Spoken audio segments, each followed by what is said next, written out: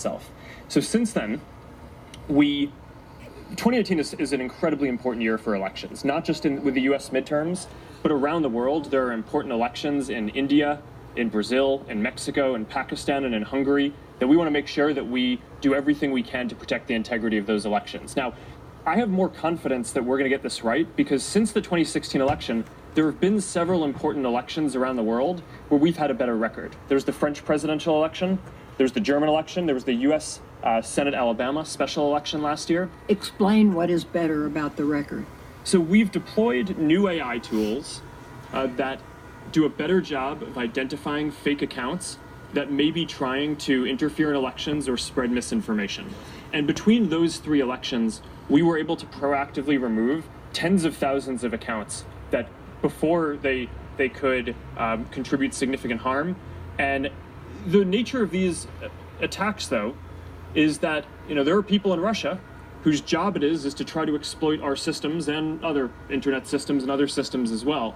So this is an arms race, right? I mean, they're going to keep on getting better at this, and we need to invest in keeping on getting better at this too, which is why one of the things I mentioned before is we're going to have more than 20,000 people by the end of this year working on security and content review across the company. Speak for a moment about automated bots that spread disinformation. What are you doing to punish those who exploit your platform in that regard? Well, you're not allowed to have a fake account on Facebook. Your content has to be authentic. So we build technical tools to try to identify when people are creating fake accounts, especially large networks of fake accounts like the Russians have, in order to remove all of that content. After the 2016 election, our top priority was protecting the integrity of other elections around the world. But at the same time, we had a parallel effort to trace back to Russia the IRA activity, the Internet Research Agency activity. That was the part of the Russian government that did this activity in 2016. And just last week, we were able to determine that a number of Russian media organizations that were sanctioned by the Russian regulator were operated and controlled by this Internet Research Agency. So we took the step last week. There was a pretty big step for us of taking down sanctioned news organizations in Russia as part of an operation to remove 270 fake accounts and pages, part of their broader network in Russia.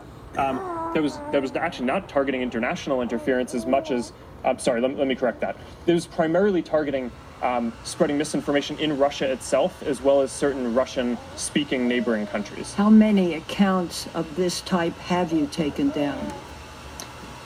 Across, in the IRA specifically, the ones that we've pegged back to the IRA, we can identify the 470 in the American elections and the 270 that we specifically went after in Russia last week. There are many others that our systems catch, which are more difficult to attribute specifically to Russian intelligence.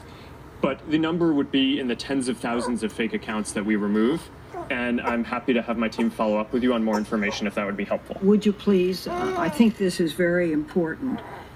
If you knew in 2015 that Cambridge Analytica was using the information of Professor Kogan's, why didn't Facebook ban Cambridge in 2015? Why'd you wait?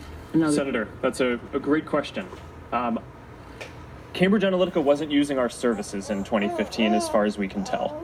So this is clearly one of the questions that I asked our team as soon as I learned about this: is why did we wait until we found out about the reports last month to ban them? It's because as of the time that we learned about their activity in 2015, they weren't an advertiser, they weren't running pages, so we actually had nothing to ban. Thank you. Thank you, Mr. Chairman. Yeah, thank you, Senator Feinstein. Now, Senator Hatch. Well, in my opinion, this is the most intense public scrutiny I've seen for a tech-related hearing since the Microsoft hearing that I chaired back in the late 1990s. The recent stories about Cambridge Analytica and data mining on social media have raised serious concerns about consumer privacy.